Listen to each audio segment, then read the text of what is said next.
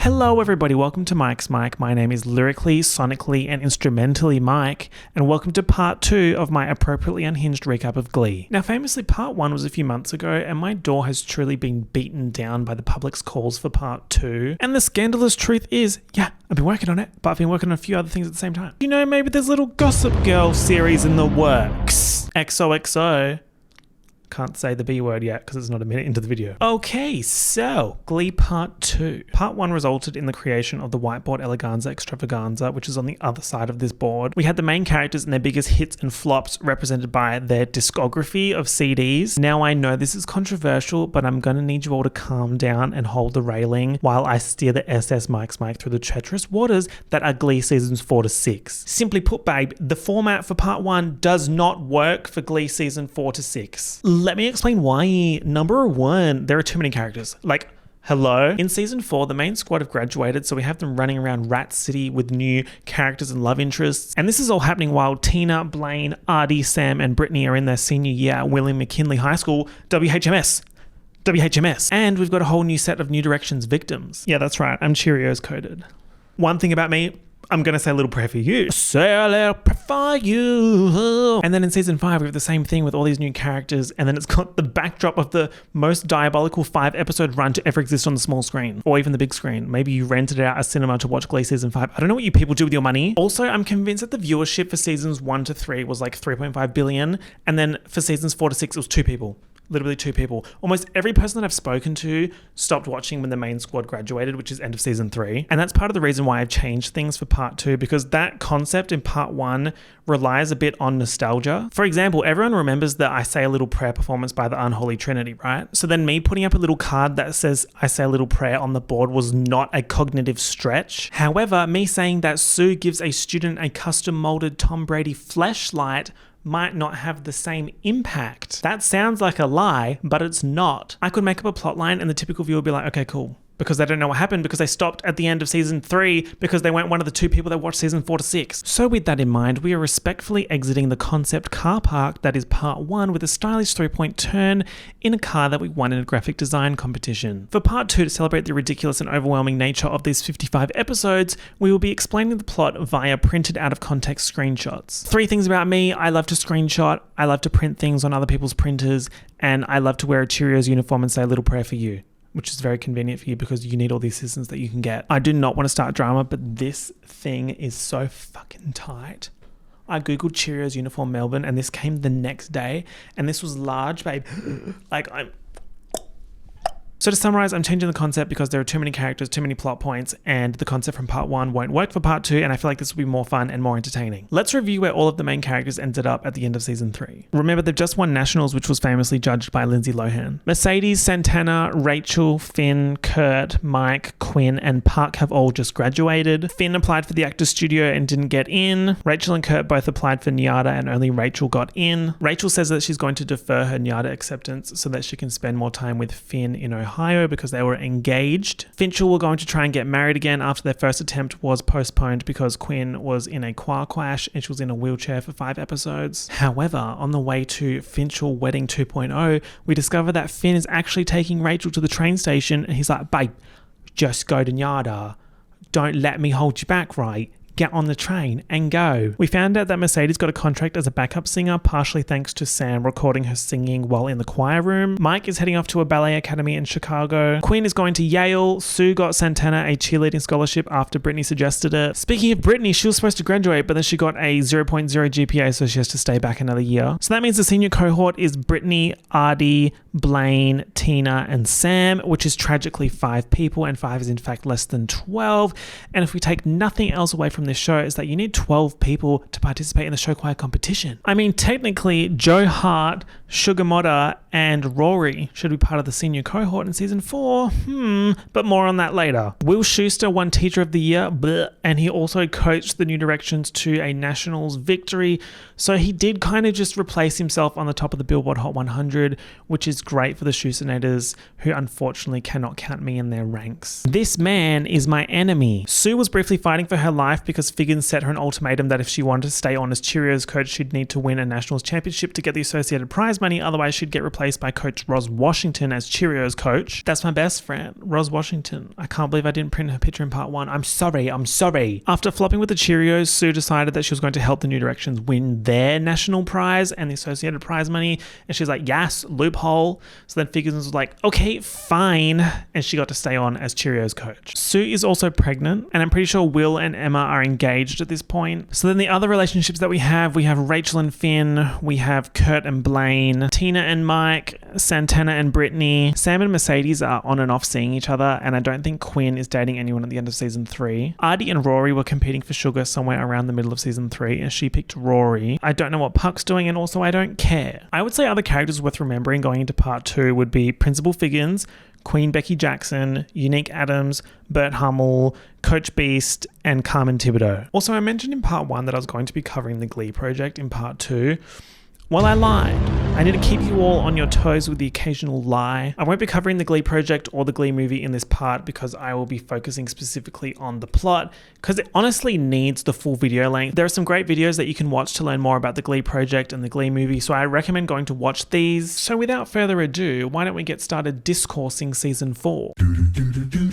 Rachel Berry is now at NYADA in New York City. That's the New York Academy of Dramatic Arts, and it does not exist. No matter how many times that I convince my brain that it doesn't exist, my brain's like, cool, so let's go to NYADA then. Like, no, you can't go to NYADA, it's not real. And Miss Berry truly went from being a big fish in a small pond to being a piece of plankton in the Atlantic. It's actually so bad for her. One of her NYADA teachers is an absolute psychopath called Cassandra July. Now, Miss July is the absolute worst and calls Rachel Little Miss David Schwimmer and constantly targets and bullies her. However, she is played by Kate Hudson, so we legally and contractually have to support. She also performs an iconic mashup of Americana by Lady Gaga and Dance Again, and it was a little bit legendary. We find out in the next episode that Cassie's backstory is that she was performing on Broadway and someone's phone went off in the audience and she went absolutely AWOL and screamed at him, and someone recorded it and uploaded the clip to the internet, and basically her career was over before it started. So you know what, she's just a bit full of rage, and yeah, that is so me vibes. But under all the bullying and nitpicking, she's just trying to prepare her students for all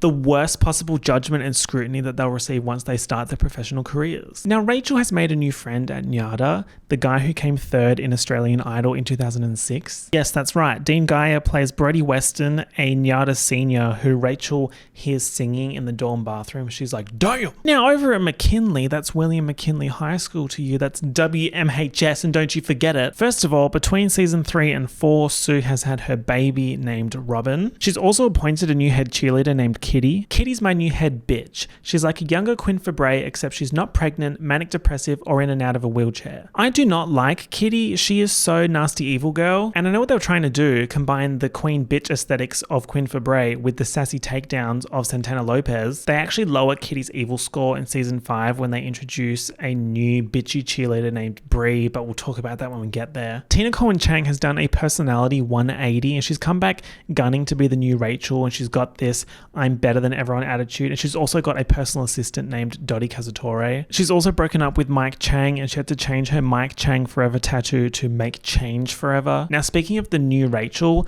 that's a role that Tina, Blaine, Unique, and Brittany are all trying to fill. That's right, Unique has transferred from Carmel High to William McKinley High School and is now part of the New Directions. So the 4 of them are like, there's only one way to decide who the new Rachel is, sing a song that Rachel would sing if she were here. And that song is apparently Call Me Maybe. Sorry, but absolutely not. I love Carly Rae Jepsen, but suggesting that Rachel Berry would sing a current song given the choice to sing any song is just wrong. We know that Rachel Berry is theatre Barbra Streisand Broadway New York Gold Star girl, so she would definitely sing a Broadway staple. Anyway, Blaine is declared the new Rachel, which I think is fitting. Will holds auditions for the now national champion Glee club, the New Directions, and we have 2 new characters. Jake is like this hot-tempered bully player type who can also sing and dance. Wow, we've never seen that before. That's crazy. That is crazy and never before seen. Plot twist, Jake is actually Jake Puckerman and is Noah Puckerman's half-brother. Nobody moved, nobody rejoiced, the hills are silent with the sound of nothing. When Will gets up in Jake's face saying that he can't have a bad attitude if he wants to join the New Directions, Jake says, so I'm angry, I got a right to be, you don't know me, you don't know my life, That sounds familiar. I don't have a bad attitude. Maybe I'm angry inside. I've been through stuff, so I'm angry. Next up, Marley Rose. Girl. Let me look to the left, look to the right, and judge silently from a distance. Marley Rose is Glee's suggested replacement for the Rachel Berry-sized hole at William McKinley High School after Miss Berry went to NYADA in New York City. However, Marley's whole thing is that she's nice. She's just nice. She is literally as protagonist vibes as you could possibly get. Shy, mousy, poor girl with an overweight canteen lady mum and a heart of gold. That's literally how they introduced her. Now remember that Kurt did not get into NYADA. He did not get into NYADA. He's been flopping around Lima, Ohio, and at the end of the episode, Bert and Blaine convince him to go slay mode and try his luck in New York City, even though he doesn't really have any plans. I will say, Rachel and Kurt together in New York is iconic, and it's one of my favorite writing decisions for season 4. The high school plotlines get so bad that I'm basically on my knees begging for a 15-second Kurt and Rachel scene where they're singing Let's Have a Kiki. Episode 2 of season 4 is called Britney 2.0, which is obviously trying to replicate the success of the chart-topping, Oscar-winning, intergalactic cosmic slay that is season 2, episode 2, Britney/Britney. We start with Britney doing a voiceover out loud saying, "I'm head Cheerio, vice Rachel of the Glee Club, and now I'm planning a Middle East-style sham election that will install me as senior class president for life." But she's about to become a resident of Struggletown because Sue kicks Britney off the Cheerios for lowering the collective GPA of the entire squad. So Miss Britney S. Pierce has now lost the Cheerios captaincy to Kitty Wilde. Her girlfriend Santana is in a completely different state, and she's also not the new Rachel. Speaking of Santana, the girls have been trying to keep their relationship alive, but they're struggling with the whole long distance thing. It's literally episode 2, girls. Get it together. Britney goes to see guidance counselor Emma Pillsbury, who assesses the situation and decides that what Britney needs is for the Glee Club to do another Britney week. An understandable assessment. You need a Britney week. I need a Britney week. We all need a Britney week. We have a bunch of new Britney songs. So we have Unique, Marley, and Tina singing Womanizer. Then we have Tina, Sam, and Joe singing 3. Joe. Jojo, have you learned nothing? Jojo, you're 5th in the competition. You're 5th on the pyramid. Sometimes you act like a 5-year-old. Maybe 5 is your lucky number, or not so lucky number. When Tina, Sam, and Joe sing 3, there's like that bit that's like, everybody loves counting. And they really enunciate it. And it just reminds me of that Taylor Swift lyric that's like, hey kids, spelling is fun. The episode itself is pretty good, but obviously nowhere near as good as the original Britney episode. This one culminates in the New Direction singing Gimme More at a school assembly, and it's a bit of a disaster, and they're clearly referencing the 2007 VMAs performance. And while that is pop culture history, I'm surprised that they put it in the show, because I don't think Britney would appreciate that, and Britney was on the show as a guest star. I was kind of like, why did you do this? There's also this fantastic plotline of Britney becoming friends with this voice assistant called Kiki from a phone that she found in a laundromat. Kiki is apparently Siri's super smart older cousin who's really jealous of how famous Siri's gotten, and Kiki tells Britney that she's drinking a 70, which is 70 ounces of espresso. We also have Jake and Marley singing to each other or some shit. Clap if you care.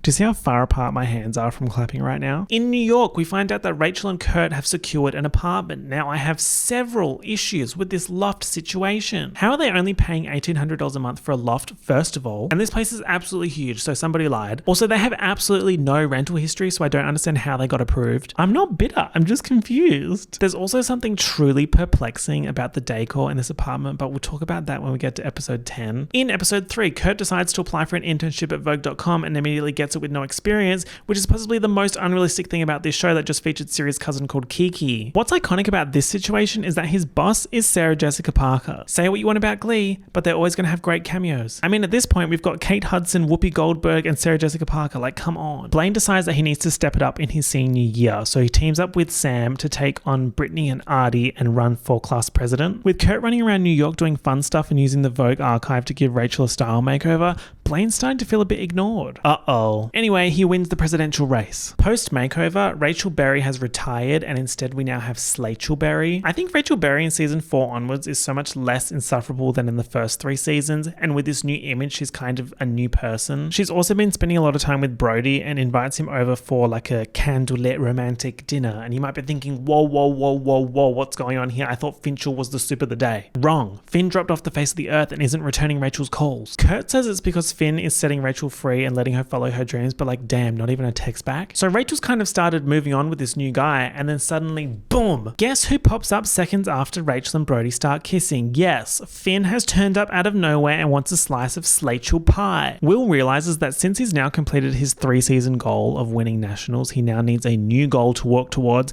and he's like, slay, how about I join a government panel thing and push for arts education in schools? Episode 4 is called The Breakup, and I just know that when this aired on October 4, 2012, Tumblr was in shambles. There were probably small fires breaking out all across the fandom, and the emergency response team was stretched too thin to deal with the drama of 3 key ships being lost at sea. Let's start with Finchel. So Finn finally reveals what he's been up to while ghosting Rachel for the last 3 months. He joined the army, not the BTS variety, but only for 16 days because he shot himself in the thigh and got a semi-honorable discharge. He didn't want to tell Rachel because he was embarrassed, so instead he just backpacked through Georgia. Now he's in New York and Rachel's trying to involve him in her life, but he feels like he doesn't fit in at all, and he leaves and goes to Lima again, and this time Finchel is officially broken up. Next up, Klaine. So Blaine is feeling super lonely.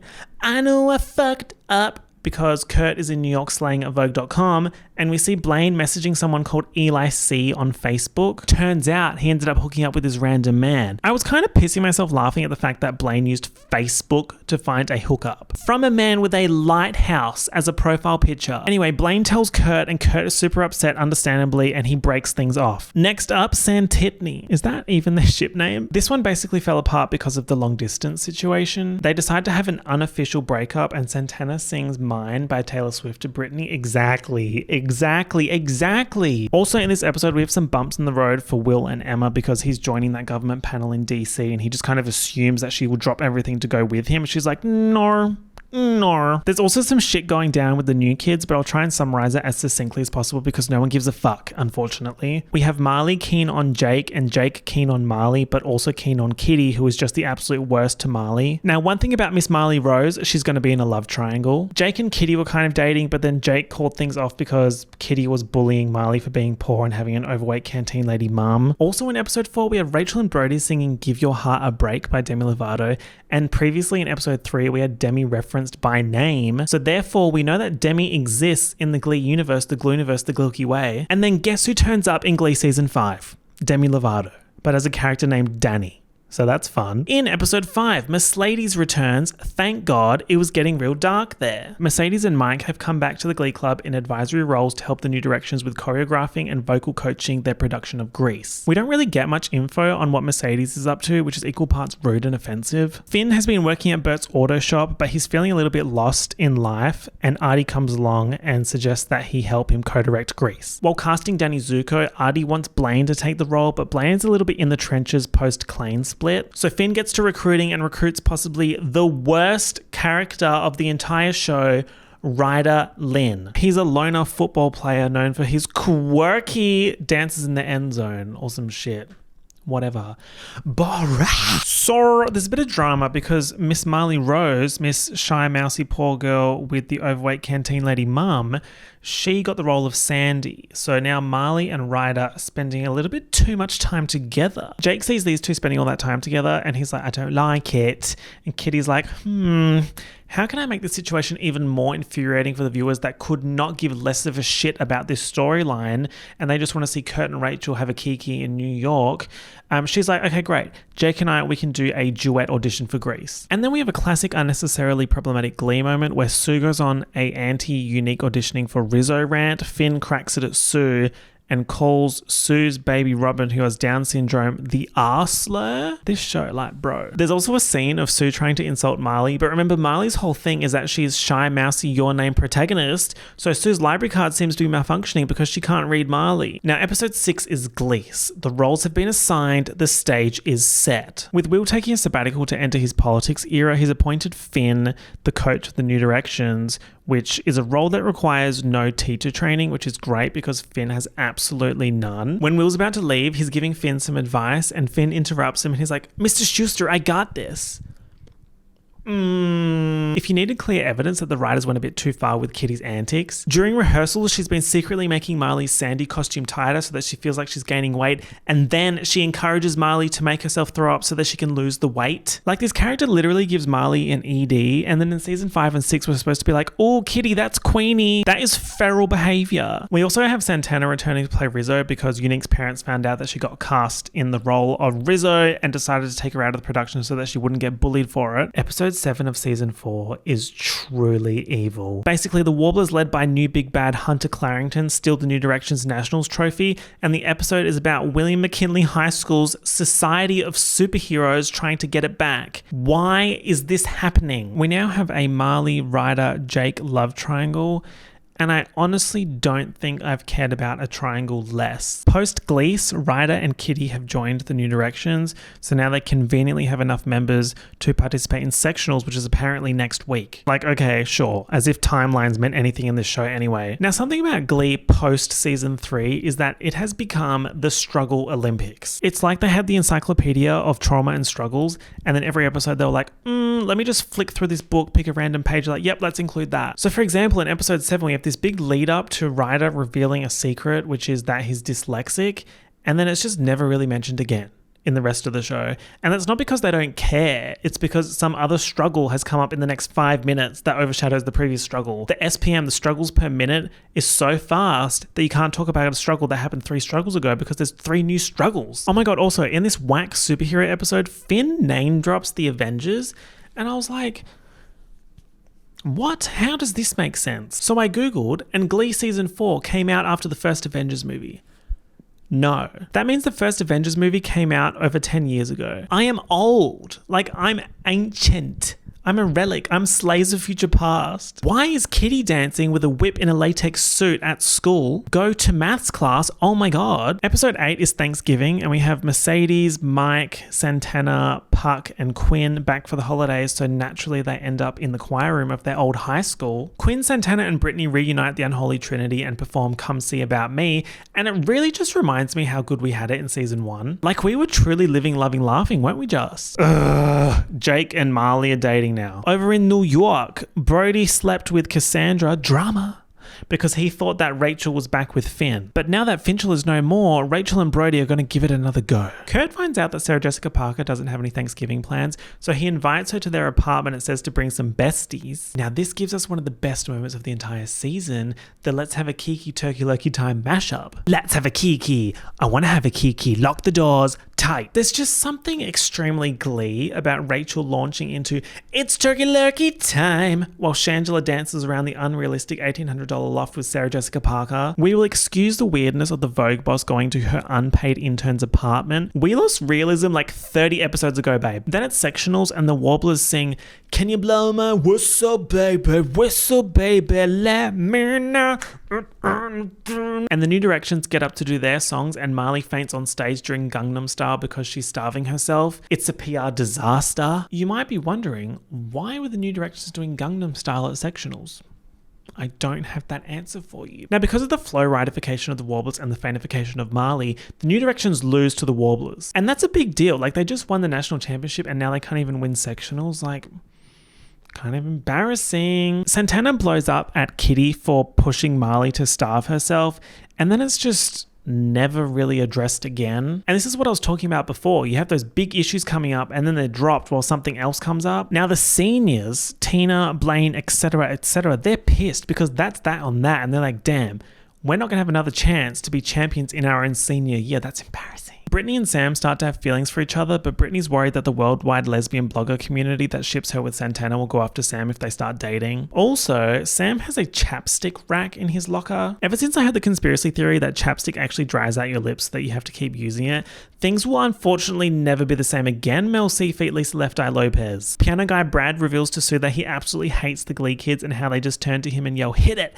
expecting him to play any and every song at a second's notice. In New York, Rachel gets invited by, I icon Carmen Thibodeau to perform at the Winter Showcase, the NYADA Winter Showcase, and she gets a standing ovation, and that's a big slay. Kurt applies for NYADA again, but Carmen is extremely unbothered. She's like, ugh. But at the last second, she invites him to try again at the end of the Winter Showcase, so he gets up and he sings Being Alive from Company, and the crowd goes crazy. Everyone loved it, got a standing ovation, and Carmen was like, congratulations, you're back in the running to become America's Next Top Model. Translation: he just got back into NYADA. Episode 10 is season 4's Christmas episode. Now, you all know how I feel about Glee Christmas episodes. They're a little bit criminal, they're a little bit felonious, they're a little bit villainous. This one is no different, and I'll continue my self-imposed tradition of ignoring the Christmas episode plot lines. However, here are some notable mentions from this episode. Artie slips on the ice in his wheelchair and hits his head, so we've hit the quota for at least 1 concussion per season. I think the most recent concussion before that was when Tina fell in the fountain at the end of season 3. Bert has a prostate cancer plotline that's introduced here and runs for a few episodes, but he ends up being okay. Sue gives Marley and her mum some presents, and we get an exchange where Marley's mum says, "Thank you for what you did for Marley and me." And Sue says, "I have no idea what you're talking about. I had nothing to do with the making of that film." That's funny. In the spirit of Christmas, Kurt and Blaine have started talking again. Remember, he cheated on Kurt with Eli C from Facebook. They're talking again, but it's just friends. Now, in this episode, I happened upon a discovery of such groundbreaking explosiveness that hasn't been seen since the development of penicillin by Miss Penicillin in 1928. In Kurt and Rachel's apartment, they have this window cover thing, and at first glance, I was like, yes, cute. It's all the different areas of New York. And then I looked again, and I was like, now hold on, they don't seem like New York names. South Anston, Treaton, Doncaster, Rotherham, Maltby. Turns out these are random towns around Yorkshire in England. Why neither of these characters have expressed an interest in England? It's just so random. I mean, if you're from one of these places, congratulations, you're famous. Episode 11 is about the school having a Sadie Hawkins dance, which is where the girl asks the guy to the dance. So it's basically like medieval Bumble. Tina has developed an obsession with Blaine. Freshly at NYADA, Kurt is making friends and he meets this guy called Adam. Wait, did I? I did. I printed and put him on the wall. He's so inconsequential. I don't know why he made it onto the wall next to Sarah Jessica Parker, no less. He meets this British man, Adam, who started a show choir and called it the Adam's Apples. So his choir is named after himself. Ew. Now imagine my surprise when I discovered British man Adam is also British man Colin from Pretty Little Liars. That was Spencer's love interest for like 3 seconds in season 5. This man truly cornered the market for random British man in 2010's teen drama. Kurt goes to watch the Adam's Apples perform Baby Got Back, and it is so extremely bizarre that I actually can't talk about it. My doctor said I can't talk about it, so I actually have a slip. I can't show you the slip. It's got important information in my doctor's name on there. But I can't because my doctor said I can't. So if you want to go look at that, that's on you. I'm not involved. Kurt gets really into it and he's like giggling and shit. And I can assure you it is not giggle worthy. It's scream worthy. Like running in fear worthy. Blaine and Sam discover that the Warblers were actually cheating and using performance enhancing drugs. And in episode 12, the Warblers are disqualified, which means the New Directions are back in the running to be America's Next Top Show Choir and will be performing at sectionals. Also in episode 12, Artie refers to Indianapolis as the Paris of Indiana. We find out that Unique is Team Jacob, which makes absolutely no sense. And Brittany's talk show Fondue for Two comes back and she has Marley on as a guest and she introduces Marley as, you may know tonight's guest only as the girl with the fat mum who ruled sectionals. In other news on Fondue for Two, we found out that families are living in squalor in Lord Tubbington's high-rises that aren't up to code. Now, in a huge plot twist, we discover that Brittany and Sam have respectively earned the highest and lowest SAT scores ever recorded at McKinley. Yes, Brittany got a score of 2340 and is actually a super genius. Sam starts spiraling, thinking about how all that he's got going for himself now is his looks. Rachel nearly takes a role in a student's artsy play, which would mean that she'd be taking her shirt off. But at the last second, Santana and Quinn arrive to host an intervention to stop her from doing it. Santana and Quinn's plotlines are kind of crickets and they just kind of show up to further other characters' plotlines, which sucks. Although Santana does mention that New York is more her speed compared to Kentucky where she's got her cheerleading scholarship. So does that mean that she's perhaps moving to New York? Maybe. Yes, in episode 13. Tina is crushing on Blaine and Blaine is crushing on Sam, and literally none of these are going to work out, so it's just going to be bad for everyone. Episode 13 is absolutely chaotic. Like that's not something that we've ever seen on this show before. Rachel's being a bit of a diva after winning the Nyada Winter Showcase, and she's being a bit of an ass to Kurt, so he's plotting to bring her down a peg by battling her in a 1v1 singing battle. Kurt reveals that he deliberately messed up that note in Defying Gravity years ago in season 1, and this kind of rocks Rachel because in her head that's around the time she started slaying, and getting the Defying Gravity solo via sing-off was one of her slay juice dispensers. Kurt wins their little sing-off and Rachel calms down. Emma and Will's wedding is apparently next week, and she's absolutely not dealing with the workload because Will Flopstar has fucked off to DC and just assumed that Emma's going to do 100% of the wedding planning work. So Miss Pillsbury unloads all of her dramas onto Finn, who decides the best way to calm her down is to kiss her. No. Blaine has the flu and Tina is doing the absolute most to help him because she's crushing on him, and apparently this involves essentially rubbing vapor rub into his chest while he's passed out. Absolutely not. Tina, girl, no. Like the character development for Tina after season 3 is just like little glimpses and then abyss. The whole time while watching, I was just kind of like, why are we going down this route? The girl is like a citizen of the Struggle Shire. She has an apartment in the Tumultuous Towers. She has a farm in the Crisis County. I'm definitely oversimplifying the Tina Blaine dynamic, but basically she's in love with Blaine and she's upset that he can't reciprocate her feelings, and she also feels like she has no other options. Santana briefly comes back to Ohio after learning about Brittany and Sam, and Sue says to her, don't any of you have jobs? You have to have some source of income so that you can pay the staff of scientists who service your teleporters that you'll clearly own since you're constantly showing up here. Episode 14 is a bloody Valentine's Day episode and is also Will and Emma's wedding. So many directioners are back in town for the wedding. Some would say too many. Jake wants to do cute shit for his girlfriend Marley, but he's a flop to his core. So all of the little like things that he does for Marley are actually Ryder telling him to do it. So Ryder's obsessed with Marley. Remember, it's a love triangle. There's a love triangle here. Ryder's giving Jake ideas and he's doing them, and Marley's like, oh my god, Jake, thank you so much. But it's actually Ryder. Did that make any fucking sense? No, who cares? This girlie right here, she lives and breathes love triangles on this show. It's also kind of a love square because Kitty's there as well, like a love rhombus. There's a scene where Jake interrupts history class to sing to Marley, and I'm just like, let those children out. At the wedding, Emma is basically getting pneumonia from how cold her feet are, and this coupled with the random Finn kiss, she's like, I'm done. I'm out of here. And she runs away from the chapel. Now, who ends up walking down the aisle and delivering the runaway bride exclusive news story to the groom while Lacrimosa plays in the background? Sue Sylvester in the exact same wedding gown that Emma had.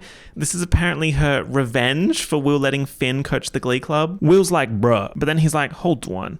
Just go ahead to the reception. I'm going to go cry in the corner real quick, but you can all go ahead to the reception. So many of you traveled down, and this is where we get several hookups. Kurt and Blaine in the backseat of a car. Santana and, drum roll please, Quinn, Rachel and Finn, Artie and Emma's random niece who's also in a wheelchair, and Jake and Marley, but they don't end up sealing the deal, so the package doesn't get posted. The post office was like, no, that's not regulation. Also, before you get excited, the Quintana hookup was just that, a one-off hookup. At school, Marley tells Ryder that she knows that he's the one that planned all of Jake's gifts, and he kisses her. In episode 15, Santana is moving in with Rachel and Kurt in New York. Now, as you can probably tell, I love the New York storylines. The writers are clearly doing the absolute most to get all the fan favorite characters in one location, and you know what? I'm not mad about it. Santana finds a stash of cash and a pager in Brody's things, so she thinks that he's a DRUG dealer, and he's acting super shady, so it kind of checks out. Rachel thinks that she might be pregnant, and she does a pregnancy test, and the only person that suspects that something is up is Santana. We find out in episode 16 that Rachel is in fact not pregnant. Kurt and Colin from Pretty Little Liars season 5 are still kind of seeing each other, but it's very obvious that Kurt is not over Blaine, which we can see in a dream sequence of Klaine singing Come What May from Moulin Rouge. Every time I think of Moulin Rouge, I think of Lady Marmalade.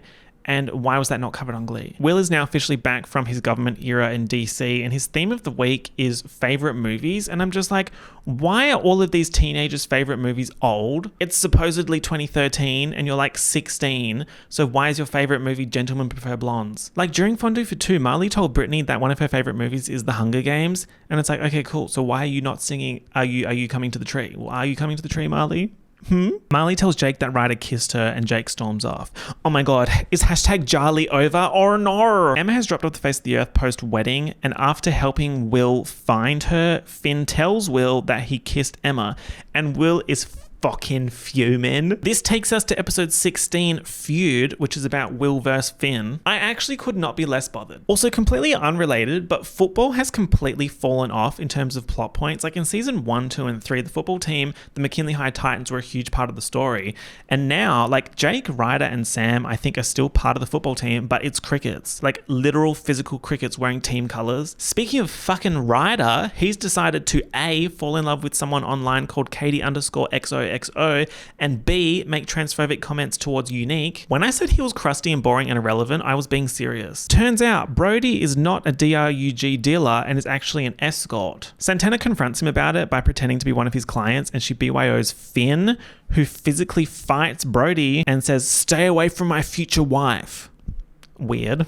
Okay. Sue tries to trick Blaine into rejoining the Cheerios by signing a contract that he can only get out of by beating her in a Mariah Carey vs. Nicki Minaj song contest in Glee Club. So we get this, Sue performing Sue per bass in a full Nicki Minaj outfit. Also, it turns out that Becky is Nicki's #1 fan, so we love that. Sue wins the sing-off because she slayed. Charlie XCX boots the house down. Katya, Trixie, live show, Kelly Mantle.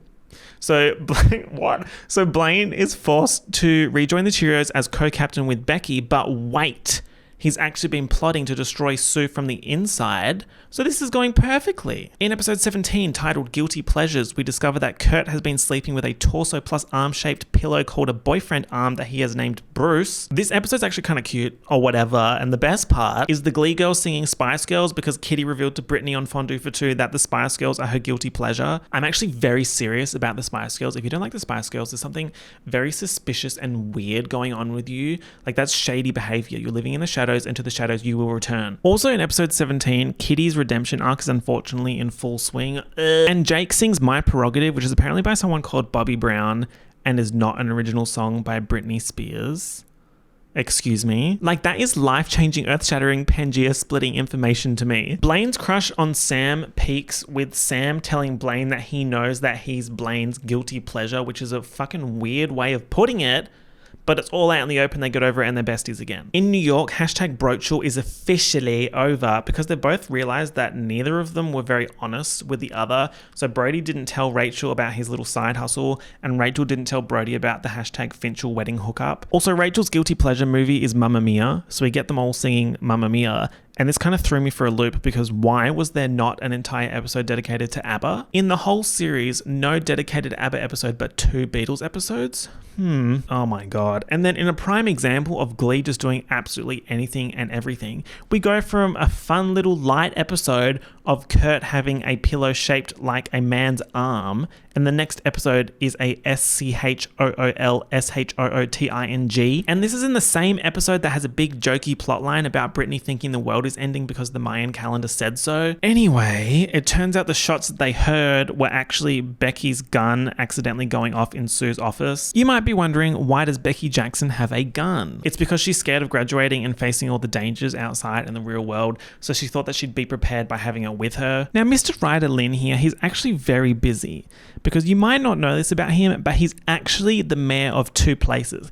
He's the mayor of Krusty County, and he's also the mayor of Struggletown. He's discovered that his perfect girl, Katie_XOXO, is not a real person, and he's discovered this by running into the girl whose photos the account is using, so he's being catfished. Dun, dun, dun. Absolutely obsessed with how they get this girl to give a very helpful explanation of what catfishing is for the parents watching in 2013. During the SHOOTING, the New Directions are trapped in the choir room, and Ryder calls Katie_XOXO and a phone rings in the choir room. So that means the catfish is one of the members of the Glee Club. We also had Kitty confessing to Marley that she had been tightening Marley's costume during Grease. Remember, we're in the redemption arc now. After everything calms down, Sue takes the blame for the gun going off so that Becky wouldn't face the possible possible consequences and get expelled from the school. So as a result, Sue gets fired. That whole episode is just jarring and bizarre, and especially because the next episode we're right back with the bullshit, and something similar happens at the start of season 5, so get ready for that. Now, Sue's departure means that we get legend Coach Roz Washington, played by Nene Leakes, back, who says, "I've taken over the Cheerios from the Phantom Menace, Sue Sylvester." Blaine starts to suspect that Becky knows something about Sue in the gun, and she says, "Mind your own gay business, gay Blaine," which is iconic. In New York, we have Rachel landing an audition for Funny Girl, which is the 2E's musical for her. Remember when Rachel sang Don't Rain on My Parade? Yeah, oh okay. Yeah, it's a classic. For the audition, Rachel initially plans on singing a Barbra Streisand number, but then Elsa, aka Idina Menzel, aka Shelby, aka Rachel's birth mother, pops up for a little cameo, and she says, "Fucking hell, don't do that, flop. Sing something else, be original." So then Rachel sings a very heartfelt rendition of Don't Stop Believing. One thing about Rachel is she is not gonna stop believing. Finn has enrolled at the University of Lima to study teaching, and guess who his roommate is? Puck. Are you serious? I do in fact find Puck's inclusion in the show post season 3 very unnecessary, and this is a prime example. This is an Amazon Prime example. Anyway, Will and Finn are back to being besties again. Remember, we had episode 16 feud, but they're back to being friends again, and this is actually the last episode that Finn is in. Episode 20 is called Lights Out, and when Will announces to the Glee Club that the theme of the week is Unplugged Week, I wrote in my notes, "Unplugged week, what does that mean, bitch?" I also wrote, "They're obviously going to lose regionals, lol. It's Ep 20 and regionals hasn't happened yet. Also, where the fuck are Sugar and Joe? Like, excuse me, bring back my girls, RuPaul." Wait, I'm funny. Sugar's only had a couple of cameos and like one actual voice line throughout season 4, and that has honestly affected me personally on a personal level. Now, the girls of Veronica's variant unplugged because there's a week-long power outage at the school. This kind of had me screaming a little bit because it's supposedly daytime and it's extremely dark in the school. Category is dungeon realness. In New York, Kurt and Rachel are worried that Santana is wasting her talents, but she says that she's just, taking some time to work out what she actually wants to do with her life. And I mean, like, hello, it's barely been a year since graduating high school. Let's all collectively calm down and listen to Kids Bop with the windows up. Santana sings a ballet song at a Vogue.com gala thing. She's like, wait a minute, hold on. Maybe I do like performing. Now, freshly fired Sue Sylvester is working as a personal trainer. She's absolutely McLovin' it. When Becky tries to get her back at McKinley because Roz is telling the Cheerios to remove their ribs, Sue says, 95 years I gave those girls, and what did it get me? Sue Sylvester does not age, and you would do well to remember that. In episode 21, Rachel has her second callback for the role of Fanny Bryce in Funny Girl. Yes, Fanny! There's this whole drama about Rachel needing Cassandra July's sign-off to change the date of the dance rehearsal because otherwise she can't make it to her audition. She's like, oh my God, Cassie's out to ruin my life. But it turns out Cassie's doing it for the girls. She's actually super supportive. She's like, yes, Rachel, you can do it. One thing about Cassie July, she's going to keep you guessing. Brittany gets an offer for early acceptance at MIT. Remember, she's a super genius. Will proposes to Emma again, and she accepts again. Artie gets into a film school in New York, but he doesn't want to go because he doesn't want to leave his mum behind. But Kitty's being super supportive of him facing the reality that he does in fact want to go. And they talk to his mum, and his mum's like, bitch, go. That's your dream. So he's like, okay, cool, I'll go. This damn Kitty redemption arc, I could scream silently right now. Like, I could do it. Am I going to do it? Guys, I'm going to do it. Kurt comes back to Ohio to be there for his dad when he's getting his results back regarding the cancer treatment, and we find out that he is now cancer-free. Queen of the Galaxy Mercedes and Mike are back again to help the New Directions again, this time with regionals, but Mercedes is having career drama. Pretty much what's happening is that she's putting out an album which is iconically called Hell to the No, but her producer's like, we need you to reshoot the album cover because you're not showing enough skin. And yeah, she wants to get her music out, but she doesn't want to compromise who she is to do so. As a result, she loses her record deal, but she keeps her integrity. And don't even stress, don't even worry, don't even fret, because she'll be back in the studio in season 5. Now, episode 22 is the season finale, and it's absolute huge fucking scenes. Like, these scenes are so big. Brittany has her MIT interview and her test scores are atrocious, but the numbers she drew on the back of the test are like some huge mathematic discovery that they're calling the Brittany code. And they say, Brittany, it's possible that you may be the most brilliant scientific mind since Albert Einstein. And that would scare a lot of people. Guys, tell me in the comments if you were scared. Like, I already know at least 60% of you were scared, the majority. Armed with this information that she's basically the smartest person in the universe, Brittany's come back and she's being an absolute menace. She's demanding solos at regionals. She's breaking up with Sam on a whim. She's burning her Cheerios uniform. This gives us the best 100 seconds of the entire season, 15:30 to 17:10, where she has Will and Sue on Fondue for Two. It's so dumb and it's so great. Ryder discovers that Katie_XOXO is actually dun unique, and Ryder Tinashe throws a fit and almost refuses to go on stage with her at regionals. Obviously, Unique being in her catfish era is not a slay, but she says that she's never gotten that close with anyone without her exterior getting in the way, which is super sad. Brittany reveals that her MIT offer requires her to leave immediately after regionals. And speaking of regionals, Jojo Siwa and Sugar are back simply to fill the quota required for participation. The New Directions sing Hall of Fame by The Script, which is a questionable choice, and then they sing Icona Pop, I Love It, and don't get me wrong, that is such a slay of a song. That is a Balenciaga Bella Hadid gas station slay, but it's a weird choice for a show choir competition. The New Directions win regionals, and I controversially disagree with that judgment because their competition sang Wings by Little Mix, and that should have been an automatic win. These wings were made to fly. That's the thing. I will never forgive the United States of America for letting that song not hit number one. That song did so well in the UK, did so well in Europe and Australia, and then flopped in the US. Maybe tasteless, maybe. Also, it pisses me off that Blaine didn't get any solo moments at regionals. Like, he's the new Rachel. He's basically the best singer and performer in the Glee Club, and fucking Marley had more solo time than he did at regionals. In New York, Rachel has her final callback for the lead role in Funny Girl. Will she get it? Will she get it? Yes, she will. This show ended 7 years ago. This is not a spoiler. Speaking of New York, what happened to Colin from Pretty Little Liars season 5 and his little show choir? He fell off. He fell off big time. At the end of regionals, Will and Emma get married in the choir room, and they're like, we just wanted to have a little ceremony surrounded by the people we love. And it's just like all their high school students. Weird. Okay. And then boom. Season 4 ends. Yeah, I stepped out for lunch. Sue me. 1 chicken salad sandwich, please. Please, thank you. Thank you. You wouldn't know. You wouldn't know. Like, I look like a normal person. And that's the scary thing. I'm also now wearing my limited edition Rina Sawayama hat. Of course I have to. Hello. Pre-order Hold the Girl September 2. Stream This Hell, stream Catch Me in the Air. Now, some of you would know that this is the hat that I was wearing when that person tried to spit on me in August 2021. 1, 2, 3, cheer. Season 5, girls. Let's get it cracking. We have some new characters on the board, namely 3. New characters. We have Starchild, we have Danny, and we have Miss Bree. So, season 4 was a little bit all over the place, as you could probably tell, and season 5 is very much exhibiting similar behavior. Episodes 1 and 2 of season 5 are a 2-part tribute to the Beatles. And you know what? Good for you, but also, where's the ABBA episode? We could have used one of those episodes and done an ABBA episode. By this point, I'm starting to lose a little bit of steam with the dedicated episodes, especially because the first ones that we had were like Lady Gaga, Madonna, and Britney Spears, and they were so good. So season 5 picks up almost exactly at the end of season 4. They've just won regionals and now they're heading to nationals. Kitty and Artie are an item, and Kitty's getting backlash for dating Artie from the new Cheerios super bitch Brie. I mentioned in season 4 that there was a bigger bad coming, and this is what I was talking about.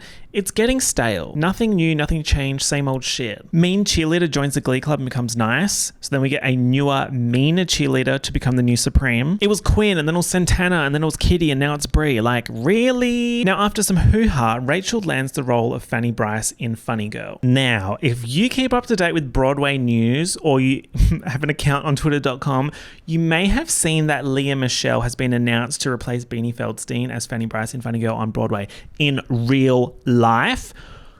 I don't know if you're all understanding how wild this is. Leah Michelle played Rachel Berry, and Rachel Berry played Fanny Bryce in Funny Girl in Glee. Now Leah Michelle is going to play Fanny Bryce in Funny Girl in real life, but she's already done it as Rachel Berry on Glee.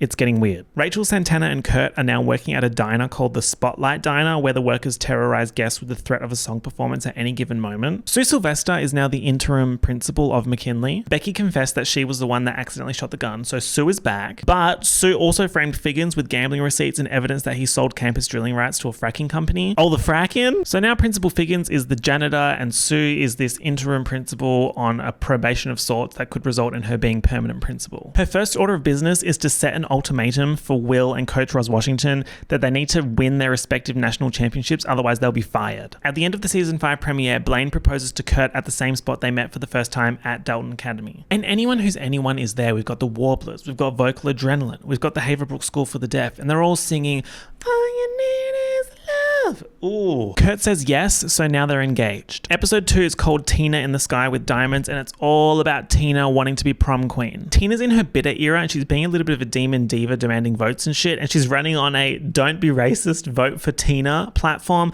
But honestly, I can't blame her for being insufferable because she's been fighting for her life in this show since Sit Down, You're Rocking the Boat. To make a long story short, she wins prom queen, and she's finally having her moment on the stage when a bucket of ice cold slushy tips on her head. This Carrie-esque humiliation was orchestrated by demon spawn Brie, and it's just kind of like, did Tina really need another struggle in the books? Like, come on, Glee writers. At this point, she's basically on capital S Struggles Volume 2. Mid-redemption arc, Kitty gives Tina her own prom dress.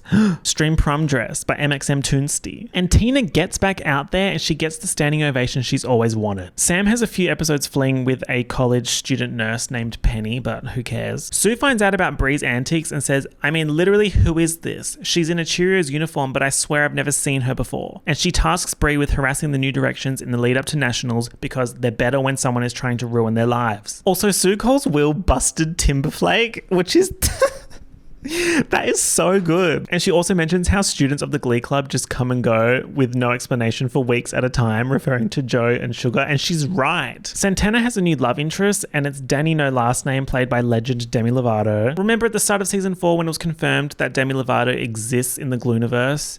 Yeah. So Santana meets Danny because they both work at the Spotlight Diner. Basically, anyone who's anyone works at the Spotlight Diner. That's actually where I did work experience. Episode 3 of season 5 is about Finn passing away, and it's basically a dedication to Corey Monteith, and you can see on the screen how emotional the cast is. They don't say how Finn dies, and I think that's the best way that they could have done it. It's a super heavy episode, but I do think they did a good job. However, you've just had this like super emotional, sad episode. Everyone's crying, and then the end of the episode is do-do-do-do-do-do-do. It's like, come on. And then episode 4 is right back to the bullshit, like the whiplash. Oh my God. It's just the biggest 180, not even just in terms of mood or seriousness, but just general episode quality. Episodes 4 to 8 of season 5 are so bad, and I'm not even just saying that. That being said, episode 4 is probably the least bad of the run, and it's called A Katie or a Gaga, and Will gets the directioners to identify as Katies or Gagas, and they have to sing songs from the opposite side. Everyone's scrambling a little bit because they've just discovered who their competition is for nationals, and it includes a group called Throat Explosion, who are just basically unbeatable. So we have the Katies, Blaine, Sam, Marley, Ryder, and Artie, and they're singing Applause, and it's a little bit excellent. Like, let's not pretend that that's not one of the best songs ever released. Like, let's not play games right now. But there's drama because Marley doesn't feel comfortable with her Applause outfit, which is super revealing, so she wears a Katy Perry costume, and Will suspends her for a week. Question mark, question mark, question mark. She gets suspended because she didn't want to wear Aphrodite Lady Seashell bikini. Marley, we're all trying to win a championship here as a team, but you put your personal agenda above that. I'm sorry, but you're suspended for the rest of the week. He is so evil. Also, at this point, Becky is back from gun probation and is Sue's secretary. Kurt starts a band called Pamela Lansbury, inspired by Pamela Anderson and Angela Lansbury, and he holds auditions, which is how we meet a new character, Star Child, played by Adam Lambert, who auditions with a beyond iconic rendition of Marry the Night. I actually love this character. Adam Lambert is such a good performer. After some drama, the members of Pamela Lansbury are Kurt, Rachel, Santana, Starchild, and Danny. Now, I know you might be thinking, wow, Miss Marley Love Triangle Rose, she's not in the love triangle right now. Well, enter stage left, Brie. Under Sue's guidance, she's planning to destroy the New Directions by seducing Jake, who's famously dating Marley at the moment. And thank God, order has been restored. We're back in another love triangle. At Jake's house, he and Marley are getting a little bit steamy, but she stops it from going any further, and she says, if you don't understand, then you should be with a different girl. So he's like, okay, cool. And he goes and bonks Brie. Marley, girl, I'm telling you, you need to branch out. Neither of these men are worth it. The end of the Katie vs. Gaga episode is everyone nearly naked singing Raw with jungle set pieces that are way too elaborate. Where did this come from? Why is Artie swinging from a vine in a wheelchair? Oh my God, oh my God, oh my God, I have a panic attack. Episode 5? I feel ill. Episode 5 is called The End of Twerk, and Will assigns the theme to be twerking. No. Sue is anti-twerk, so there's a fucking battle about twerking between Sue and Will. Anyway, in New York, Rachel is feeling rebellious and goes to get tattoos with Kurt, but she backs out and his tattoo that was supposed to say "it gets better" is messed up and actually says "it's get better," which he ends up changing to "it's got Bette Midler." Rachel is now in Funny Girls rehearsals era and she's got a bob wig, and you know what? Good for her. Marley finds out about Jake and Bree and sings Wrecking Ball. In the middle of all this nonsense, there's like an important plotline about Unique getting bullied for using the women's bathroom, and it results in Sue bolting a gender-neutral porta potty in the middle of the choir room that Tina frequently goes to, and basically she shitted on him. Episode 6 is a Billy Joel tribute episode called Moving Out, and in the intro the voiceover says it's springtime in the longest year ever at McKinley, and that is absolutely how it feels. We have Blaine traveling to New York for a NYADA audition, and we also have Sam in New York for a scholarship interview which flops, and he later goes to a modeling interview with the founder of the Bichette agency, who's played by Tyra Banks, who says the camera likes starvation. Tyra slayed this cameo. Let's not cosplay as viewers who didn't think that Tyra slayed this cameo, because that is not us. Frustratingly, we don't see Blaine's NYADA audition, but he buys a piano for Kaza Krentachel as a thank you for them letting him and Sam stay there, and Santana's about to start swinging because she's sick of everyone randomly singing all the time, and now there's a fucking piano in the apartment. She is so real for that. Also, while Sam's in New York, there's an undercurrent of flirtiness between him and Rachel. Now back to Ryder. He's so fucking annoying. He's jumping all over Marley like Miss Girl didn't just get cheated on, which caused her to come in like a wrecking ball and told Ryder that she didn't want to BF straight away. Imagine posting this cringe shit on Instagram. Artie helps Becky work out which college she wants to go to, and Sue is super vigilant on the whole situation because she's very protective of Becky and thinks maybe the safest option for her is to stay at McKinley as her Becretary. So with Artie's help, Becky finds a great college in Cincinnati, and Sue admits that even though she's sad that Becky's going, she's super proud of her. Also, this quote was so me day 1, year 8, 2008, when someone threw a 1/9 of a beef pie at me. At this point, my overall thought is just drop the school component of this show already. Clearly, almost all of the best characters are in New York. Just move the whole show there and integrate Sue working at a college or something. I hate to say it, and I hope I don't sound ridiculous, but I'm calling for the end of the Willie McKinley High School. Like, we should have ended here at the end of season 4. In episode 7, we find out Piano Man Brad has an addiction to online blackjack and owes thousands of dollars to some very sketchy people. Also, there's a gas leak in the choir room which makes Blaine hallucinate that everyone is a puppet.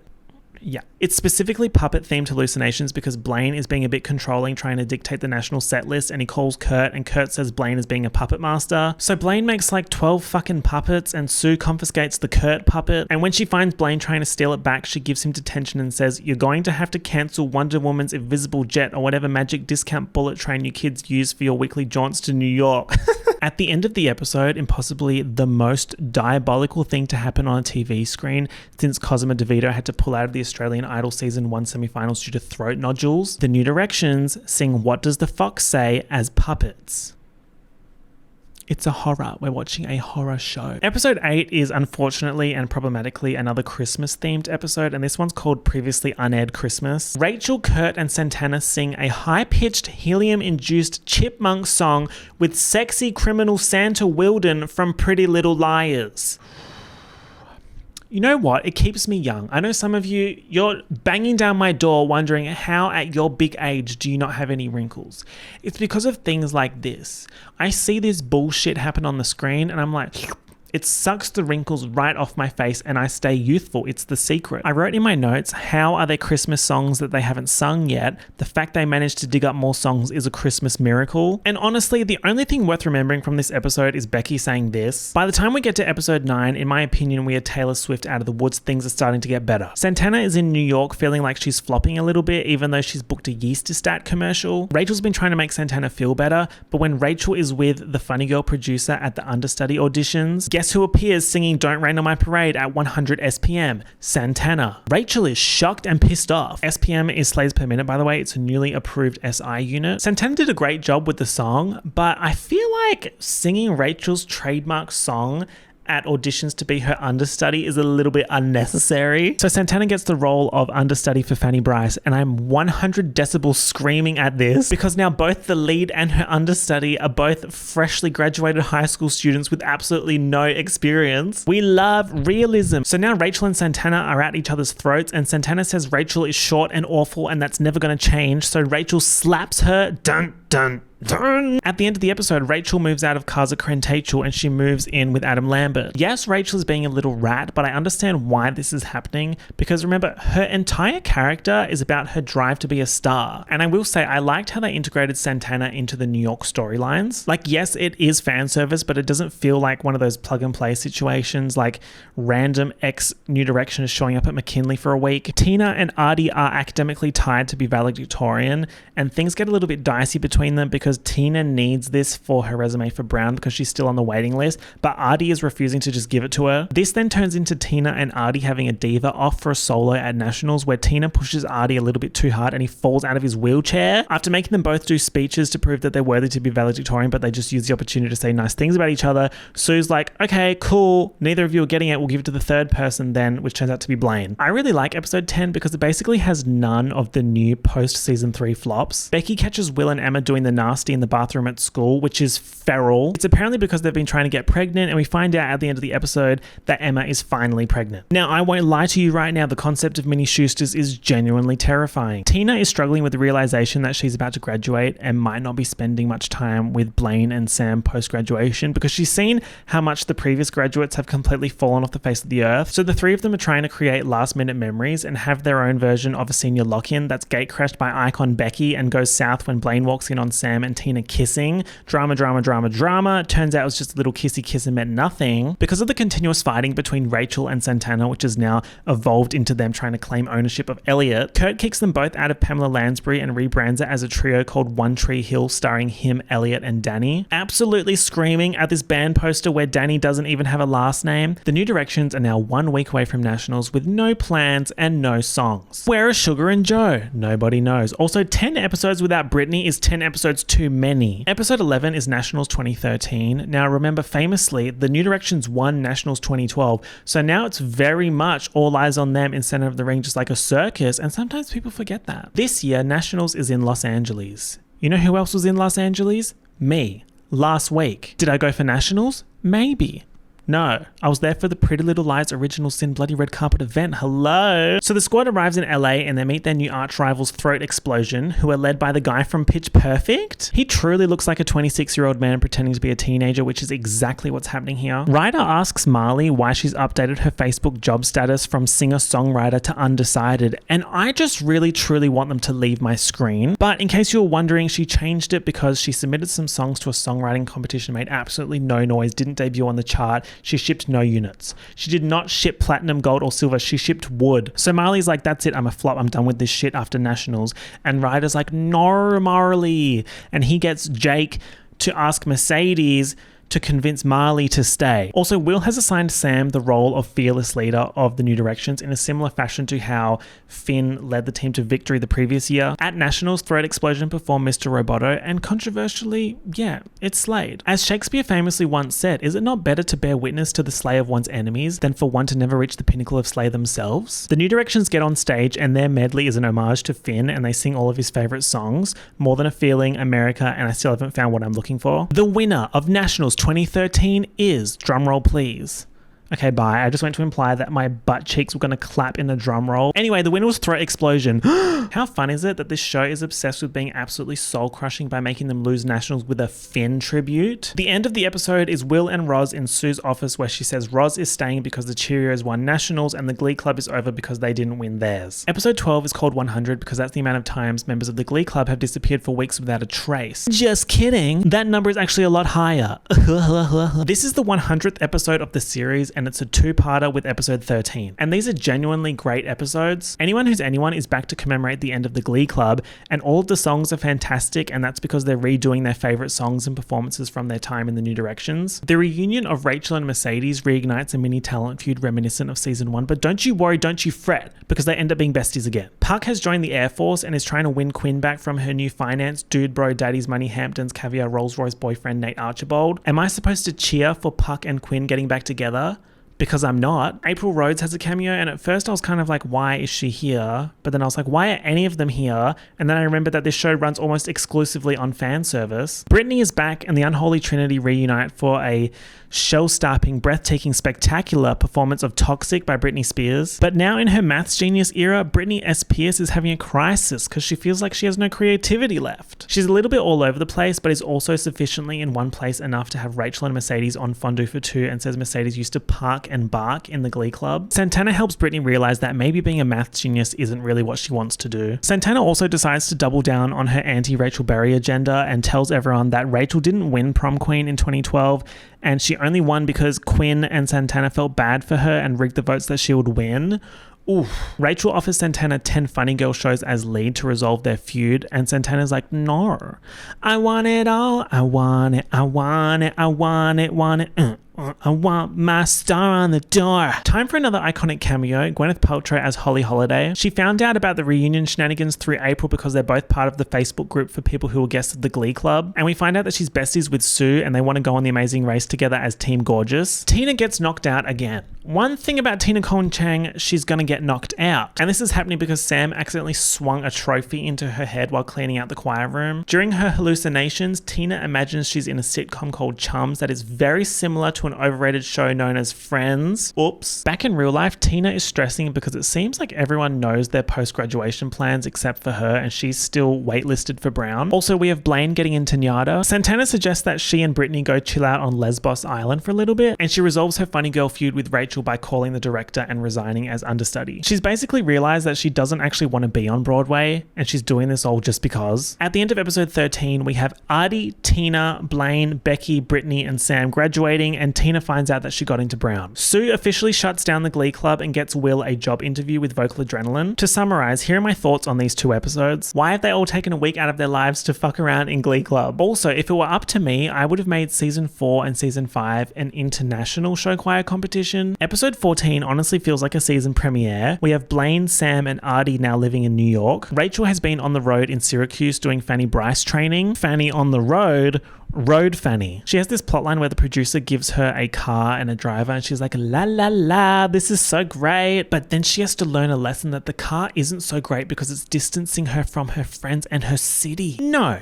Flop. Same flop vibes as in Devil Wears Prada, where Andy starts slaying and then she has to unslay before it's too late. What if she just slayed perpetually into perpetuity? What would be so bad about that? Kurt and Blaine are living together and it's all cutesy until it's not, and they're spending too much time together. After a few fights, they decide that it would be best for their relationship if Blaine moves out. Sam is couch surfing in the $1,800 UK-themed Let's Have a Kiki Turkey Lurkey Time warehouse loft, but he's not up to much career-wise because he's struggling with booking modelling gigs. Mercedes moves to New York from LA to work on her album and invites Blaine and Sam to live with her. Artie gets robbed on the subway, but then eventually gets his stuff back. The girls are just girling together in New York as the girls do. This is great. This is the future that was promised. None of that Flop McKinley shit with Floppy, Floply, Flopper, and Flake. Glee and New York just go together like grapes and cheese. It's just morally right. Oh, what's that? You're feeling good?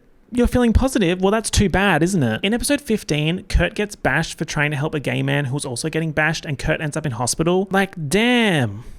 Okay. Rachel is having a tough time balancing her funny girl duties with her Nyada studies, and she decides to drop out of Nyada. It's a bad decision, but I think it makes sense in the circumstance because Carmen Thibodeau is not budging and won't help reschedule assessments, even though Rachel is literally a star on Broadway. Like, what else is Rachel supposed to do? Quit Funny Girl? The dream job she's been working towards her whole life? Also, Mercedes and Sam are starting to get back together romantically, but she's worried about what will happen when her audience finds out that she's dating a white guy. In episode 16, Artie is back on his bullshit. He's at film school and he's dating 3 girls at once, and he also has... No, he does not have the smash hit excellent pop song Applause by Lady Gaga. Baby, he has chlamydia. This screenshot alone has enough feral energy to power New York City for an entire day, I'm convinced. Blaine has been feeling insecure because Kurt has been up in the gym working on his fitness. Like, he's like, ooh. He's also feeling useless because it seems the new strong and independent Kurt doesn't need Blaine to protect him. Episode 17 is a great episode. It's all about Rachel's official opening night for Funny Girl. She's been reading some bad comments about herself online and is getting super nervous nervous about the performance, so Kurt bans her from using any electronics before the show. Now, much like me with my Game Boy Advance on a school night, Rachel breaks the device's ban and is up binge reading bad articles about herself. Everyone tries to get Rachel out of bed the next day, including Tina, who's in town for the show, who tries to forge a letter from Barbra Streisand. Turns out the only person that can inspire Rachel is her nemesis turned friend turned frenemy turned enemy turned friend Santana, who is back from Lesbos. I did say this before, but I just want to reiterate how much I'm obsessed with how they just completely dropped these plot lines and characters. And because they dropped so many of the high school plot lines, I'm obsessed with the lengths that they go to get non-New York City characters into New York City. For example, in this episode, we have Sue going to New York City to see Rachel's opening night of Funny Girl, and she's only going because Will had 2 tickets, but the now pregnant Emma can't fly. And also on Sue's corner, she did a rant about how shit New York is, and that's just how Sue sees it. But then there was a lot of backlash, and she was like, maybe I should go see it for myself. At opening night, Sue falls in love with this random man who also doesn't want to be there, and they end up banging all over Rachel and Kurt's apartment.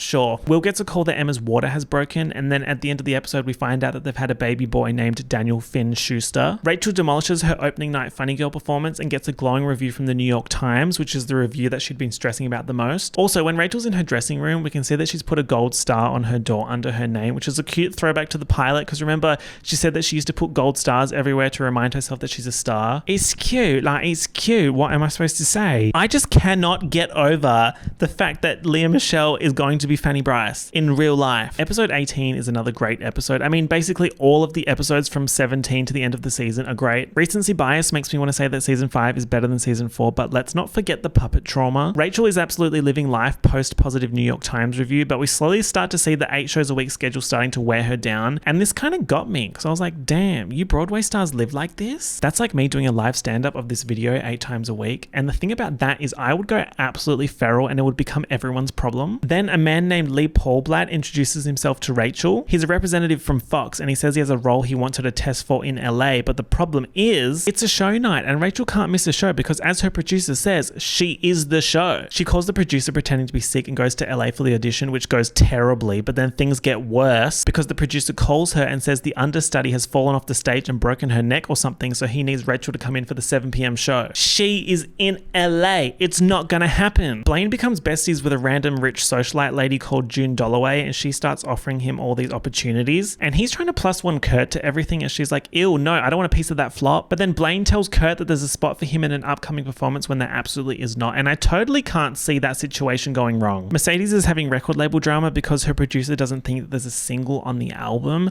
so she recruits Santana to help her make a pussy popping chart topper. But then her producer's like, how are you going to sell hundreds of thousands of units on this single that's a duet with a totally unknown artist like Santana when you yourself are also relatively unknown? And the unfortunate thing is he kind of has a point. Back in LA, Rachel is absolutely not going to make it to the show in time, so guess who steps in to do the performance for her?